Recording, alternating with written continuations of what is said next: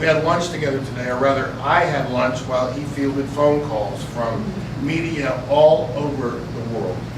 The Russian Voice, the BBC, New York Times, the Washington Blade, and what's the latest word on Rachel? She's doing a segment tonight, but she doesn't have time for a guest. Okay, send hate mail to Rachel Maddow. Only kidding. Wayne has been a frequent guest on her program. He's a frequent guest all over the place because what he says is the truth. And despite what we may think sometimes, the truth really does win out. And here speaking about truth tonight and some of the incredible changes that are causing an earthquake right now in Oklahoma is my friend, and we have the great fortune this evening of hearing and being a part of his work, Wayne Besen. Wayne, welcome.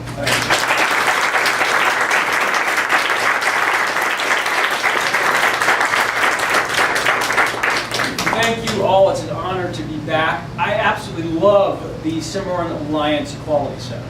It's a great space. And please support the Cimarron Alliance. It's one of the best groups. I've been to all 50 states, and they just do incredible work. Scott is a hero to me. And so please, if you haven't supported the Cimarron Alliance, please consider doing so. And now I'll take a sip of water so I don't do like a Marco Rubio in the middle of it.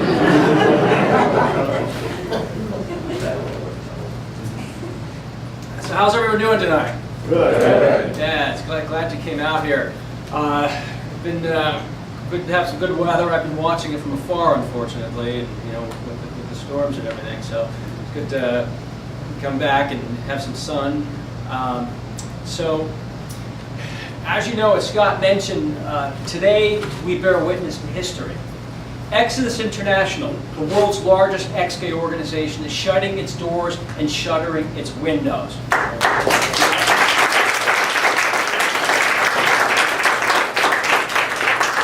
I never thought I'd see this day come this soon. It's a surprise to me, but it's a heck of a pleasant surprise, let me tell you. Exodus International is no longer promising desperate and vulnerable people that they can pray away the gay. It is no longer peddling snake oil called reparative therapy. It has ceased destroying families in the name of family values. This stunning voyage by Exodus International began about a year and a half ago. At the Gay Christian Network, which is a gay Christian group that has a conference every year, Alan Chambers spoke at their conference in Orlando, Florida. He stepped on the stage and he did something revolutionary. He looked the crowd in the eyes and he did something I never thought he'd do. He told the truth. He told people that 99.9% of his clients had not changed their sexual orientation, and the other 0.1% probably worked for him. 6 months later, Chambers announced that Exodus would no longer support reparative therapy, which is junk science that falsely blames parents for either sexually abusing their children or the father being too close, or a father not being close enough, or a mother being smothering. Still, it was quite a shock when Alan Chambers apologized yesterday to the world and told everyone that he has harmed LGBT people.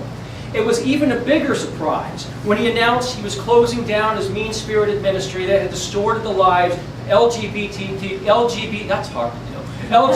people since 1973. This is what Alan Chambers said that shocked the world. Please know that I am deeply sorry. I am sorry for the pain I had hurt many of you have experienced. I am sorry that some of you spent years working through the shame and guilt you felt when your attractions didn't change. And remember, that was 99.9% or more of his clientele. I am sorry we promoted sexual orientation change and efforts and reparative theories about sexual orientation that stigmatize parents. He said, I am sorry that there were times I didn't stand up to people publicly on my side who called you names like sodomite or worse. I am sorry. I know some of you fairly well, and I failed to share publicly that the gay and lesbian people I know were every bit as capable of being amazing parents as the straight people that I know. I am sorry that when I celebrated the person coming to Christ and surrendering their sexuality to Him, that I callously celebrated the end of relationships that broke your heart. Pretty strong stuff, he said. He went on to say, I am sorry that I have communicated that you and your families are less than me and mine. More than anything, I am sorry that so many have interpreted this religious rejection by Christians as God's rejection. I am profoundly sorry that many have walked away from their faith and that some have chosen to end their lives.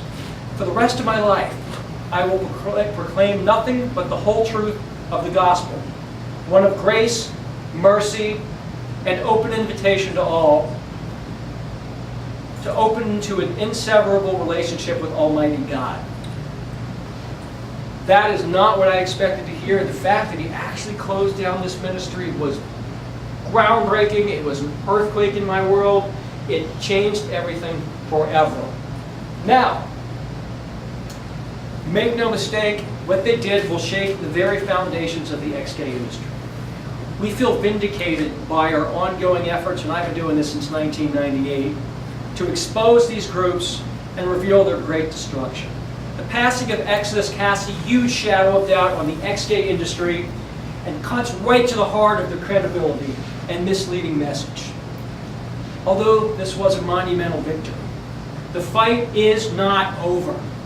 Just as the death of Father Coughlin did not end anti-Semitism, just as the election of Barack Obama did not end racism, the death of Exodus International does not end homophobia. As long as there is prejudice and discrimination against our community, ex-gay programs will exist. They are a product of guilt and shame, where a person is made to feel embarrassed about who they are and ashamed of whom they love. Such public humiliation creates a demand for people who want to change so they can fit in and be loved and accepted by their friends, their family, their churches, and everybody around in society. And unfortunately, because of this demand, there will always be charlatans and zealots who step into the void and fill that supply with junk science and snake oil ex-gay programs. And this is nothing but an appalling cycle of cynicism that these people who have seen failure after failure continue to do, even though they should know better by now. What Alan Chambers said was the truth, and I'll tell you what was rare about it, that somebody did that while they were still at a job. Very few people would actually jeopardize their job and their family for what he did. And I'm giving him praise, and it's shocking to hear, and I can't believe I'm saying this. I gotta make sure I'm acting, because this is someone who's horrible to our community. This was an individual who went on TV and said things like, oh, don't come out of the closet because when you get a little bit older and you no longer are tan, and you no longer go to the gym, nobody will want you. And even if they do, you'll probably die of AIDS. These are the kind of messages that Exodus International sold. It wasn't benign, it was belligerent. It wasn't harmless, it was harmful, it was destructive, and to see him come forward to tell the truth is gratifying, and it will save lives, and that's the most important thing, particularly with LGBT youth. Now, as I said, this is not over. We still have a lot of work to do, and Exhibit A is in Oklahoma City right now. And that's why we're here tonight. A new organization, the Restored Hope Network, is vying to fill the vicious vacuum left by Exodus International. The group consists of a bunch of dead-enders who have defected from Exodus because of Alan's new message. Indeed, this motley crew of malcontents represents the underbelly of Exodus. They are nastier, they are more radical, they are more extreme, and they're just getting worse. They are Exodus without the thin veneer of love that masks the underlying intent. This group is crass, and it has no class. For example, the Restored Hope Network's board member Matt Barber of the Liberty Council has said, quote, there is nothing conservative about a man violently cramming his penis into another man's lower intestine and calling it love. That's what they think of us, that's what they're telling